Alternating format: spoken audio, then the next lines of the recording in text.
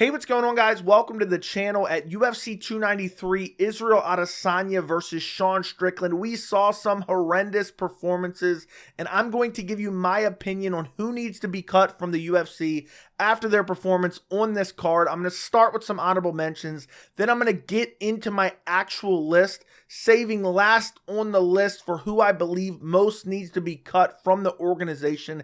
And then even after that, I'm going to have a surprise cut that nobody is going to expect, but it was perfect for this list. And no, it's not Wonderboy Thompson. I know we've talked about Wonderboy Thompson. He won't fight you if you ever even owned a wrestling singlet, but he will not be in this video. And also on the actual cuts list, I'm going to do something I've never done in a cuts video before, but that's going to be later in the video. Let's start off with the first honorable mention, and that is Kiefer Crosby. He got submitted in the first round via rear naked choke against Kevin Jousset, and the performance was just lackluster, and he just had no jiu-jitsu, and he landed some decent strikes in like the first 30 seconds, minute of the fight. But then once Jousset found the jab, he was just snapping his head back, landing at will. And then I think Crosby even initiated the takedown, and then he ends up giving up his back the second they hit the ground and gets choked out very easily. He's not even fighting the hands, not doing anything. Looked like he's never trained jiu-jitsu in his life.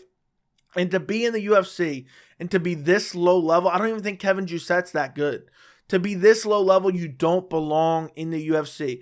But I want to give him a little bit of a break, and that's why he's an honorable mention, because this was his UFC debut. Maybe he had UFC jitters. Maybe he was nervous making his UFC debut. He's fighting, in Australia on a pay-per-view. And, I know technically he's on the early prelims, but you get my point, a pay-per-view card.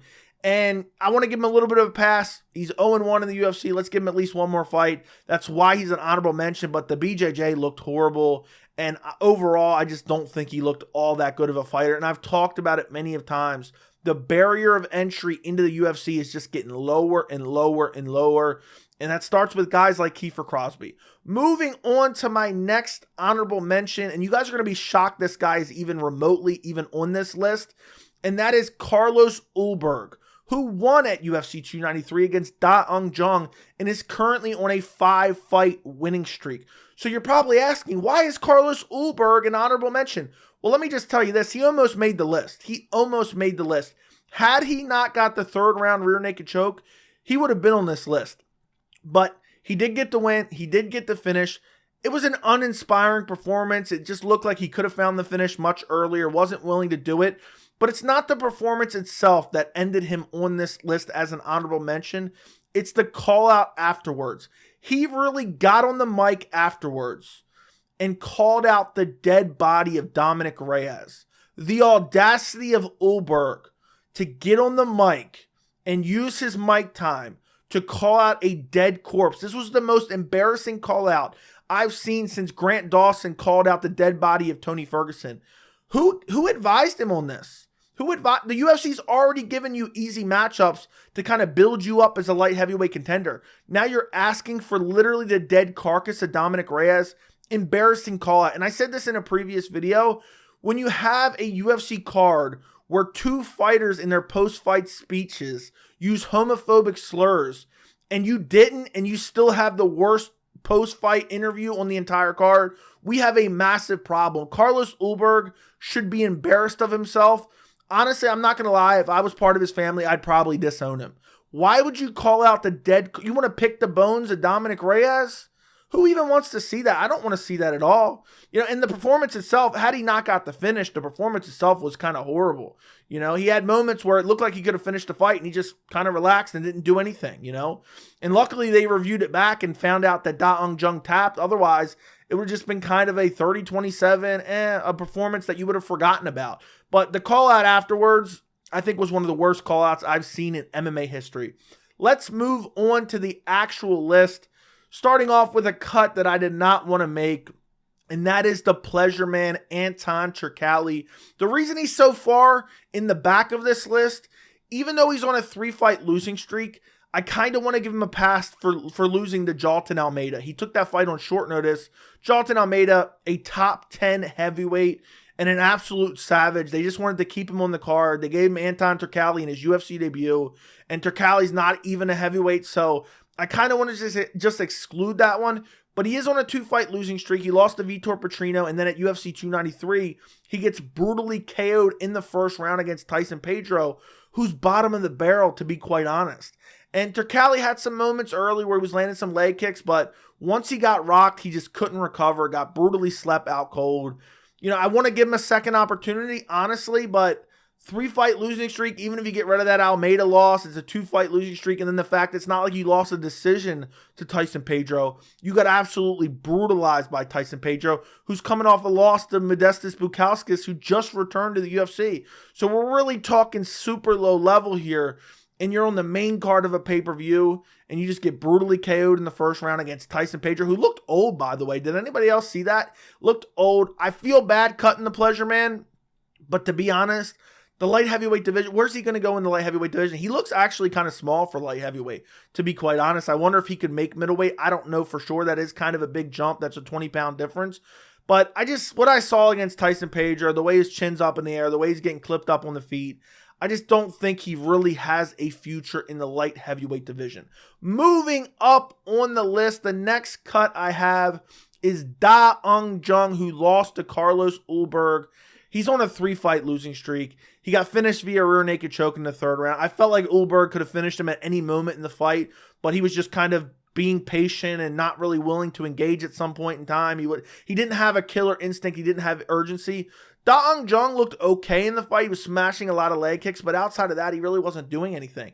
And now he's on a 3-fight losing streak. He lost to Devin Clark. He lost to Dustin Jacoby, got brutally KO'd by Dustin Jacoby.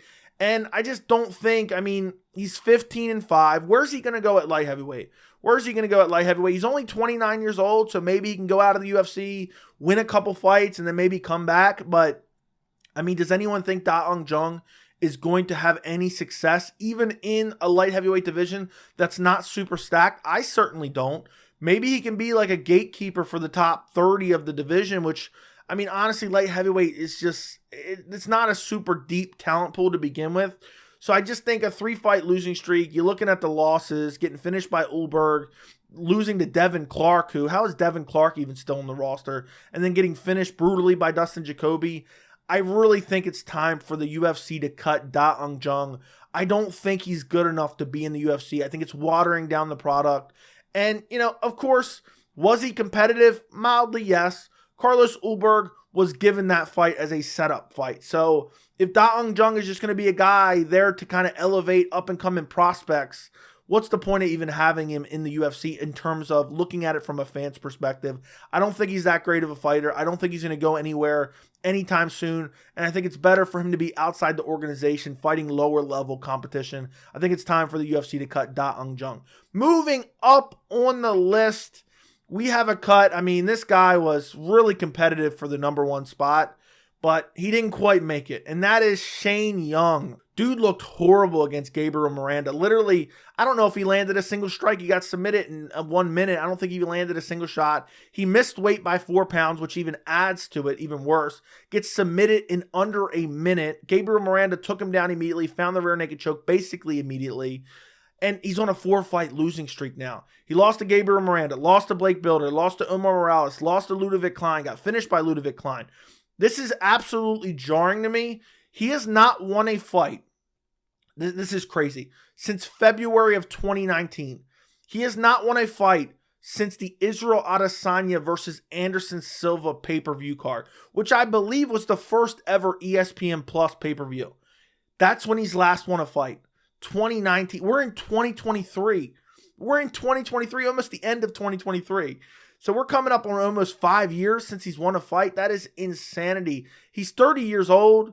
He's 13-8. I mean, is that a record we want in the UFC? Majority of his losses are via decision, but seriously, I mean, 4-fight losing streak, hasn't won a fight in damn near 5 years. Competing with Farah Zarin, or I forgot even her name, Farah something, from last week's card. I mean, she hadn't won a fight in, 7 years, 6 years, something like that. Missing weight, getting destroyed, 4-fight losing streak. The writing is on the wall. Shane Young does not belong in the UFC. And, you know, he's just not a good fighter. He's not a good fighter, super low level, deserves to be outside of the UFC. Maybe he can make money and maybe he can actually win a fight. Imagine going to work every day for 5 years and not achieving one goal. That's horrific. That is a horrific thought. So I think it's time for the UFC to cut Shane Young from the organization. Moving up on my cuts list, and this is kind of my last cut, but at the same time, I have the shocking cut at the end of the video, but also this is the historic cut for the cuts video because this is a double cut. We need to cut Charles Ratke and Blood Diamond. They fought each other. This was one of the worst fights I've ever seen. Absolutely horrendous fight. It was a terrible fight to watch. I mean, you had basically Charles Ratke just clinching up the entire fight, not doing any damage outside of a couple left hands in the second round where he rocked Blood Diamond. Outside of that, he's just hugging the entire fight. Not looking to cause damage, not looking to do anything with it, just hugging the entire fight. And Blood Diamond, when he did find space, and honestly, I thought this fight should have been a draw with the point deduction. I scored 1 and 3 for Blood Diamond, but you had the point deduction in the third round. I thought it should have been 28-28. Blood Diamond, when he was out at distance, he looked like he had some type of physical disability. Is he training striking with Juliana Miller and Juliana Pena? Is he attending the Juliana Pena School of Striking? He's known for his striking, and he literally looked like some type of EA Sports robotic animation. Looked like he was kind of seizing up a little bit. It looked atrocious, and he's 3-3 now. He's lost 3 straight fights in the UFC. And the last 2 fights haven't been particularly eventful. Lost to Orion Kosei in the fight before this. Lost to Jeremiah Wells where he got absolutely smoked in the fight before that. Got finished in the first round where Jeremiah Wells started off running off to the side and tripped to the octagon, which was a weird exchange. Go back and watch that if you haven't seen that Jeremiah Wells fight. But Blood Diamond has never belonged in the UFC. I picked against him the last 2 times, and I should have picked against him this time, but I should have actually been right because if the scorecards were right, minus the point deduction, Blood Diamond probably should have won this fight. But nonetheless, he only got in the UFC because he has a cool nickname in Blood Diamond, and, you know, he trains with City Kickboxing. He's friends with Israel Adesanya. You know, it's time, you know, change the, it's not Blood Diamond anymore. It's Mike Mathetha. That is your new name, okay? It's Mike Mathetha. You were 3-3. And he's 35 years old. It's time to find a new career. I'm sorry, Mike Mathetha. It's time to find a new career. 3-3, garbage fight, absolutely horrific fight. And then he fought Charles Ratke, who was just, I mean, Charles Ratke was really, really, really bad in this fight. He was worse than Blood Diamond, in my opinion. I know technically he got the nod. He technically won this fight. He literally clinched for the entire fight. Herb Dean broke him, what, 2-3 times? Herb Dean broke him off the fence because he was literally holding him against the fence, doing absolutely nothing but eating knees to the body every so often. Horrible performance, absolutely atrocious. One of the worst fights I've ever seen. You know, I said on live stream I was being exaggeratory, and I said, oh, I wasn't a big fan of the Adesanya Strickland fight. I thought it was kind of boring outside of the shock value of Strickland being able to pull it off. This fight was actually the worst fight ever. Mike Mathetha versus Charles Ratke was an atrocious fight. And then after such a horrible performance, Charles Ratke gets on the mic and starts cussing out the crowd, using homophobic slurs. And it's crazy because the MMA community would have been united in saying, Charles Ratke sucks, cut him from the organization, get rid of him after a performance like that. But because the MMA community enjoys the uses of the homophobic slurs, they're cheerleading this guy now. To have that bad of a performance, like, at least have a better performance if you're going to start throwing out homophobic slurs. At least do that. If you're going to start cussing out the crowd, at least have a good performance. No wonder they were booing you. If I would have watched Charles Ratke fight live against Blood Diamond, I would have wanted my money back too. It was an atrocious performance, capped off with a terrible post-fight speech. At least Manel Kopp, who we saw later in the night kind of do the same thing. At least he had an awesome call out. At least he had an awesome fight. So it's a little bit forgivable. Where Charles Ratke, all he did was hug for 15 minutes, and then he's all amped up, cussing out the crowd afterwards. I just thought, you know what? I'm not even singling either one of these guys out. Blood Diamond, Mike Mathetha, and Charles Ratke put on one of the worst performances I've seen in UFC history, and I think they both need to be cut from the organization effective immediately. But I now know Charles Ratke has drummed up some fans, even though he put on one of the worst fighting performances I've ever seen in my life. He's drummed up some MMA fans because of the post-fight speech. Moving on to my shocking cut. And this is something I kind of hinted at in my takeaways video. If you want to go check out my top 3 takeaways from UFC 293, I'll link that down in the description, as well as my entire UFC 293 playlist. But there is a cut of a person who did not fight on this card, who did not work this card, and was not even in the country for this card. They were not in Australia. And the last cut on the list is Joe Rogan. We need to cut Joe Rogan from commentary. I want a permanent replacement of Laura Sanko. I thought she did a great job on commentary. There's not one moment that I can point to and be like, what was Sanko doing here? And counteractive to what Joe Rogan does, which all he does is the same common tropes, speculate about injuries. You know, he would have pretended as if Israel Adesanya beat Sean Strickland. He'd be like the feints of Adesanya. He's got Strickland playing a guessing game. He would have speculated about 26 injuries. The only thing Rogan does now, and the only thing he's good for, is giving viral reactions, making his eyes look like they're popping out of his head and grabbing onto the commentary partners. That's all he does. He's a casual fan. He doesn't even know what weight class half the fighters are in most of the time. You know, he was in a post-fight interview and say, oh, you're changing weight classes, because he called out a guy in his same weight class. That's how checked out Joe Rogan is. All he cares about is these preconceived narratives that he comes in with, and he cannot deviate from them no matter what he sees. And also, he makes Daniel Cormier worse. To be honest, I'm not a big fan of Daniel Cormier's commentary either, but he makes him worse. When Rogan and DC are together, it's just not good. And it was just so refreshing to have Laura Sanko on commentary, where she actually knows the scoring criteria. She actually talks about what's going on. I mean, Sanko, I'm not saying she's some world-class, phenomenal commentator that the world's never seen before. But compared to Joe Rogan, compared to somebody like Michael Bisping, oh God, Michael Bisping, don't even get me started. She was amazing. There's no moments we can point to and be like, oh, what was she doing here? She's not speculating about cup shots not actually landing, even though they clearly touched the cup on replay. I believe I think it was the Charles Radke fight. She was clearly pointing out, if it touches the cup, it is still a cup shot.